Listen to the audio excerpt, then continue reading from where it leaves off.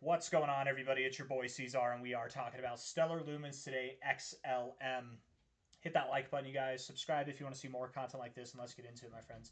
It is the 25th day of August, and here we are, sitting at about 38.4 cents with 6 days, and it says 2 hours, but really it's more like 1 hour left in the week. About 1 hour and 20 minutes left in the day. Fantastic dump this week so far, down about 5%. That's really not that bad considering Bitcoin's down 3%. You're down about 5% today, though. Potentially going lower. You actually have a chart that looks very similar to XRP. Like literally this little consolidation phase here looks the exact same as XRP's, and I wouldn't be surprised if we went a little bit lower from here, but nothing too crazy. I am curious because we can do this. Let's just look for it. What's XLM doing as far as trades go? More shorts than longs, absolutely, and you've got a very large amount there. That would take you to new all time highs probably, or at least new relative highs. Maybe not new all time highs, but you will be going to new all time highs soon enough. Over the past day, millions of dollars in longs put on, or shorts put on, millions of dollars of longs liquidated probably. 7 day time frame. There is a little bit of a wall of longs here that gets cleared out at 37 to 36 cents. So just keeping that in mind. 37 to 36 cents, that would take you maybe right to this low, if not just above it or just below it. So something in that area. 37 to, let's say, 35 cents might be where you're going. You're at 38 cents now. So nothing crazy. Nothing crazy. Good job. Kumbaya. It's really not that big of a deal. Let's look at the 1 hour time frame, see if we can figure out where we're going from here, okay? And it is, I do want to say, it is very possible. I think Ethereum's found its low, its higher low, right? That was its low, but it's found its higher low. And then Bitcoin here found a lower low today. It's very possible that it found its low as well. It depends on what we do over the next 24 hours, I think, to really determine that, though. A robust reaction would help. Looking at this on a 1 hour time frame here with Stellar Lumens, moving up a little bit, it seems. Come on now. Come on now. There we go. Okay, so RSI has a little bit of a double bottom in this oversold area, triple bottom even. That's kind of nice to see. Proper reaction so far. Let's see how it goes. Let's see how we end up closing this day. That's not a bad look. That kind of looks like an abandoned baby. Not financial advice, not a financial advisor. It's technically not, but if you know what that pattern is, it's a candlestick pattern where effectively you have like a spinning top, you have a very bold candle here, and you have a very bold candle to the upside. It's an abandoned baby. It's a 3 candle pattern, and it's a very powerful bottoming signal. You kind of did that over here, a little more pronounced wick, right? It's actually something I've found to be very prominent at times in the crypto space. Let's see if we can find another example. No examples there, just relatively recently. Mm-hmm. Right there, right? You see it right there, these 3 candles right here. And then you went down.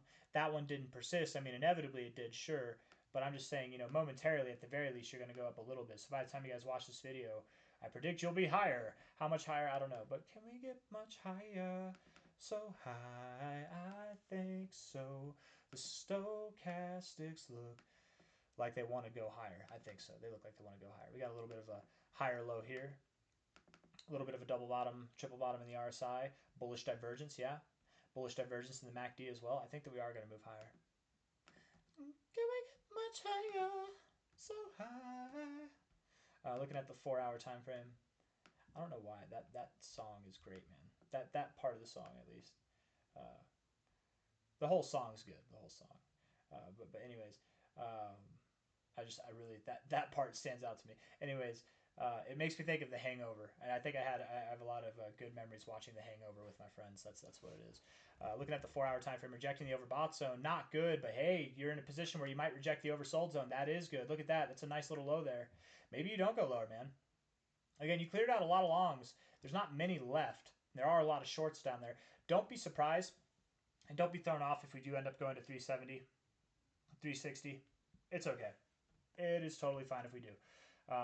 The MACD kind of does look bad here, and I would say the RSI also looks bad. Even the stochastics that are pointed up, they kind of look bad as well. So it is very possible that you could go lower, but with the proper reaction here, if you have a nice reversal, I mean, in the next 12 hours, if we're up at like 40 cents or above, and your closing price is above there, maybe you do reverse, and maybe this is a low. If not, the chances that you go lower are very much alive and well. Okay, daily time frame here, daily RSI does look unhealthy at the moment. I don't know. Maybe that's not right. You were in and out of the oversold zone pretty quick, and you got deep in that overbought zone. And here you're refusing to get oversold. You're just also refusing to stay above the 50. So you kind of look like you don't know what you're doing. You're waiting to pick a direction. Maybe you go a little bit lower, fake people out, and then you rib. I'm just sticking with that. That sounds stochastic suggests we go lower. Even the MACD is starting to build bearish momentum, but you're right at an area to bounce. It's just so conflicting, right? You're either right here ready to bounce, or you're going to see just slightly lower prices. So don't be thrown off if you go lower, okay? And if you're waiting on lower prices, don't let me make you wait on those, because that's not a financial advisor. We really could be finding our low today and then moving up. But if I was a betting man, and buddy, I'm a betting man, I would say we probably go a little bit lower, okay? 1 hour, 12 minutes left in this day. Whenever you do finally break out of this range, which would probably happen at about like 42.5, 43 cents, somewhere around there. When you do break out of this range, you should have a very fantastic rally taking place, okay? We're looking for targets, you're at 38.3 cents now. We're looking for targets that are all the way up to about $1.50 at a minimum right here to about $2.50 at a maximum right here, right? Something, anything and everything in this range, and specifically really either of these ends is what I would think, either of those ends. Most likely, I think we'll hit the top end, but you could stop anywhere in between the range as well. You could stop just below $2, just above $2, but I think 220 to 250 is where you're going to go. If not, like $1.50 to $1.60 might be where you stop, but I very much do believe that you'll see targets above 220. I got nothing else for you guys. I hope you enjoyed the video.